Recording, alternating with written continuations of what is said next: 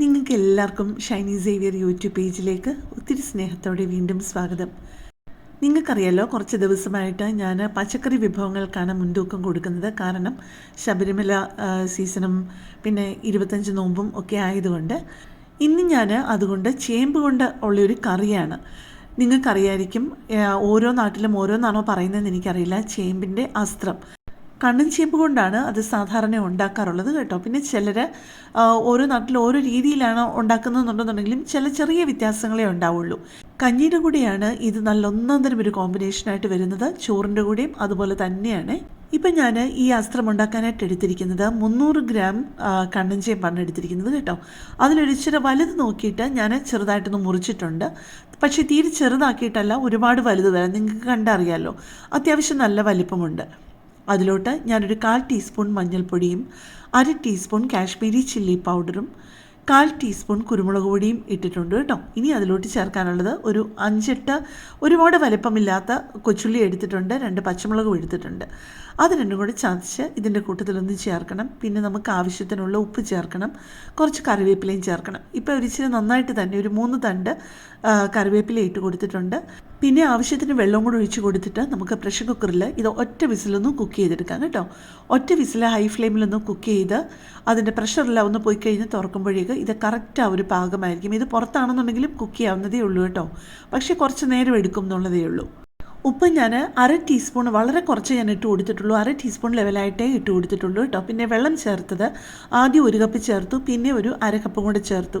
ഒരു കാരണവശാലും 2 കപ്പിൽ കൂടുതൽ ചേർക്കരുത് കേട്ടോ. കാരണം ഒരുപാട് വെള്ളം കൂടിക്കഴിഞ്ഞ് കഴിഞ്ഞാൽ പിന്നെ നമ്മൾ ആ വെള്ളം വറ്റിക്കാനായിട്ട് നിൽക്കണം. നമ്മുടെ ചേമ്പൊക്കെ വെന്ത് വരുന്ന സമയം കൊണ്ട് നമുക്ക് അരപ്പൊന്ന് റെഡിയാക്കി എടുക്കാമേ. ഇപ്പോൾ അതിന് വേണ്ടിയിട്ട് ഞാൻ എടുത്തിരിക്കുന്നത് 1/2 കപ്പ് ചിരകിയ തേങ്ങയും ഒരു 3 കൊച്ചുള്ളിയും സാമാന്യ വലിപ്പമുള്ള 2 വെളുത്തുള്ളിയും കൂടിയാണ്. അതൊന്ന് മുറിച്ച് ഇതിനകത്തോട്ട് ചേർത്തിട്ടുണ്ട്. ഇനി ഇതിലേക്ക് 2 കാര്യങ്ങളും കൂടി ചേർക്കാനുള്ളതുണ്ട്. ഒരു 1/4 ടീസ്പൂൺ മഞ്ഞൾപ്പൊടിയും ഒരു 1/2 ടീസ്പൂൺ ലെവലായിട്ട് ജീരകവും ചേർക്കാനുണ്ട്. പക്ഷേ എൻ്റെ കയ്യിൽ മുഴുവനെയുള്ള ജീരകം ഇല്ലാതിരുന്നത് കൊണ്ട് ഞാൻ പൊടിയാണ് ചേർക്കുന്നത്. അതുകൊണ്ട് അരച്ച് കഴിഞ്ഞിട്ട്, മുക്കാലും അരച്ച് കഴിഞ്ഞിട്ടാണ് ഞാൻ പൊടി ചേർക്കുന്നത് കേട്ടോ. തേങ്ങ അരയ്ക്കാനായിട്ട് വളരെ കുറച്ച് വെള്ളമേ നിങ്ങൾ ഒഴിച്ച് കൊടുക്കാവുള്ളൂ കേട്ടോ. കാരണം നിങ്ങൾക്കറിയാമല്ലോ, ഒരുപാട് വെള്ളമാണെന്നുണ്ടെങ്കിൽ നന്നായിട്ട് അരയത്തില്ല. ഇത് നമുക്ക് നന്നായിട്ട് മഷി പോലെ അരിഞ്ഞ് കിട്ടണം. ഞാൻ 1/3 അളവ് കപ്പിനാണെന്നുണ്ടെങ്കിൽ 1/3 കപ്പാണ് വെള്ളം ഒഴിച്ച് കൊടുത്തത് കേട്ടോ. പിന്നെ അവസാനം അതിലോട്ട് ജീരകപ്പൊടിയും ഇട്ട് കൊടുത്തിട്ട് ഒന്നുകൂടൊന്ന് അടിച്ചെടുക്കുമായിരുന്നു. ഇപ്പോൾ ഒറ്റ വിസിൽ കേട്ട് കഴിഞ്ഞിട്ട് അതിൻ്റെ പ്രഷർ മുഴുവൻ പോയി കഴിഞ്ഞപ്പോഴാണ് ഞാനൊന്ന് തുറന്നത്. ഇപ്പം നിങ്ങൾ കണ്ടല്ലോ, നല്ല മയമായിട്ട് വെന്തിട്ടുണ്ട്.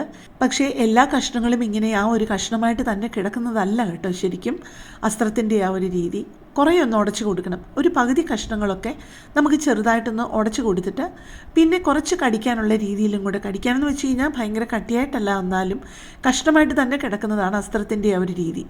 ഇതിനിടയിൽ പെട്ടെന്ന് ഞാനൊരു കാര്യം പറഞ്ഞോട്ടെ. എൻ്റെ ഈ ചാനലും എൻ്റെ റെസിപ്പിയൊക്കെ ആദ്യമായിട്ട് കാണുന്ന ആരെങ്കിലുമൊക്കെ ആണെന്നുണ്ടെന്നുണ്ടെങ്കിൽ എൻ്റെ ചാനലിൽ ഒരുപാട് വ്യത്യസ്തമായിട്ടുള്ള റെസിപ്പികളുണ്ട് കേട്ടോ. ഈ റെസിപ്പി കണ്ടു കഴിഞ്ഞിട്ട് നിങ്ങൾ എൻ്റെ ചാനലൊന്ന് പോയി ചെക്ക് ചെയ്തിട്ട് നിങ്ങൾക്ക് പ്രയോജനപ്പെടുമെന്ന് തോന്നുകയാണെങ്കിൽ നിങ്ങളൊന്ന് സപ്പോർട്ട് ചെയ്യാൻ മറക്കല്ലേ.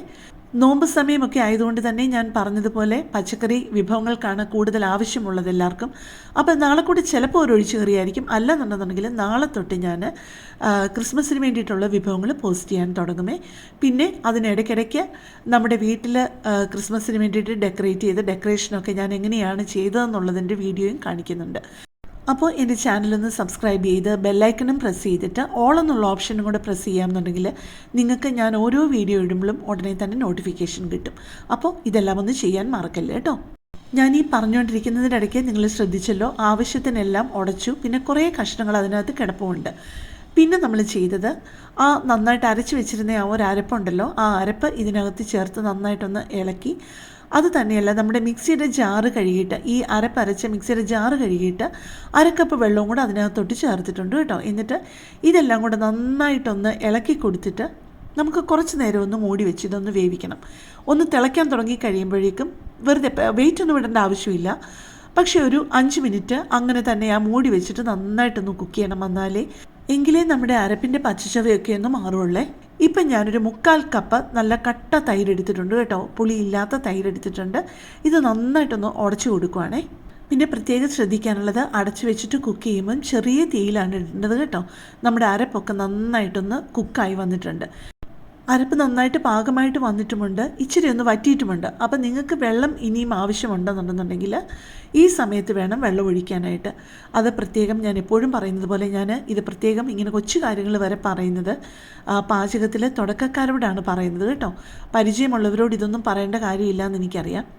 തിളപ്പിച്ച വെള്ളമേ നിങ്ങൾ ഇനിയും ചേർക്കുന്നുണ്ടെന്നുണ്ടെങ്കിൽ ചേർക്കാവുള്ളൂ കേട്ടോ. ഞാൻ കുറച്ച് വെള്ളം കൂടെ ചേർത്തായിരുന്നു. വെള്ളം കുറച്ചുകൂടെ ഒരു കപ്പ് വെള്ളം കൂടെ ഞാൻ തിളപ്പിച്ച് ചേർത്തായിരുന്നേ. അപ്പോഴാണ് കറക്റ്റ് ഒരു കൺസിസ്റ്റൻസി ആയത്. എന്നിട്ടും നല്ല കുറുകിയ ചാറായിരുന്നു കേട്ടോ. ഞാൻ നിങ്ങളെ അവസാനം പാത്രത്തിലോട്ട് സെർവ് ചെയ്ത് കാണിക്കുമല്ലോ, അപ്പോൾ അതെടുത്തൊഴിക്കുന്നത് കാണുമ്പോൾ നിങ്ങൾക്കറിയാം. പക്ഷേ അതിലും കട്ടിയായിട്ട് ഉപയോഗിക്കുന്നവരും ഉണ്ട്. നിങ്ങൾക്ക് ഓരോരുത്തർക്കും അവരവരുടെ ഇഷ്ടം പോലെ ചെയ്യാവുന്നതേ ഉള്ളൂ കേട്ടോ. പിന്നെ പ്രത്യേകം ഒരു കാര്യം ശ്രദ്ധിക്കാനുള്ളത്, നമ്മളുടെ ചേമ്പും അരപ്പും എല്ലാം കൂടെ ഇട്ട് നമ്മൾ കുറച്ച് നേരം ഒന്ന് മൂടി വെച്ച് കുക്ക് ചെയ്തല്ലോ, അതിൻ്റെ ആ നല്ല ചൂടൊന്ന് കുറച്ചൊന്ന് കുറഞ്ഞു കഴിഞ്ഞിട്ട് ഇതിനകത്തോട്ട് തൈര് ചേർക്കാവുള്ളൂ കേട്ടോ.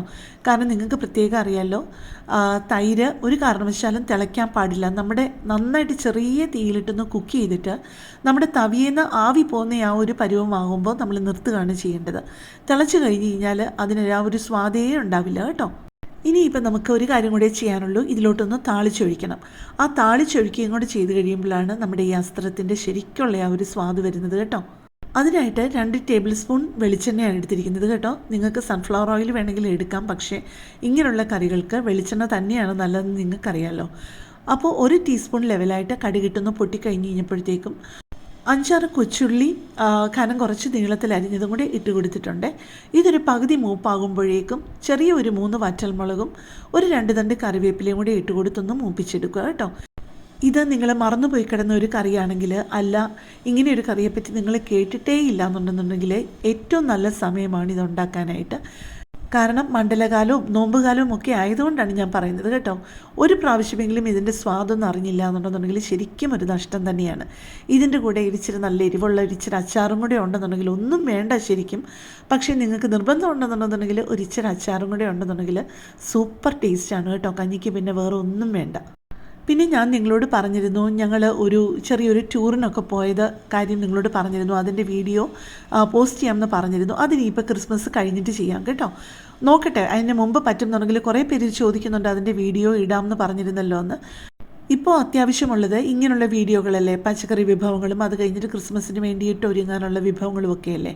അത് കഴിഞ്ഞിട്ട് വേണമെന്നുണ്ടെന്നുണ്ടെങ്കിലും 25-ാം തീയതി കഴിഞ്ഞിട്ടും വേണമെന്നുണ്ടെന്നുണ്ടെങ്കിൽ മറ്റ് നമ്മുടെ ടൂറിൻ്റെ വീഡിയോ ഒക്കെ അപ്ലോഡ് ചെയ്യാവുന്നതല്ലേ ഉള്ളൂ. അതുകൊണ്ടാണ് ഞാൻ ഇച്ചിരി താമസിപ്പിക്കുന്നത് കേട്ടോ.